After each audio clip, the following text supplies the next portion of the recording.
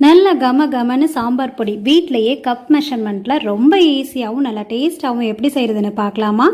அதுக்கு ஒரு கப் மல்லி எடுத்துக்கோங்க. அதை ஃப்ளேமை கம்மியாக வச்சு நல்லா வறுத்தெடுத்துக்கோங்க. அதுலேயே 1/4 கப், நான் இந்த கப்பில் தான் எடுத்திருக்கேன். இதில் 1/4 கப்லையும் பாதி வெந்தயம், அதே 1/4 கப்பில் பாதி கடுகு, மிளகு பார்த்திங்கன்னா 1/4 கப்புக்கு கொஞ்சம் குறைவாக இருந்தால் போதும், பாதி வேண்டாம், கொஞ்சம் குறைவு. வெள்ளை உளுந்து பார்த்திங்கன்னா 1/4 கப்பில் பாதி, கடலைப்பருப்பு 1/4 கப்பில் பாதி, சீரகம் 1/4 கப் சேர்த்துக்கோங்க.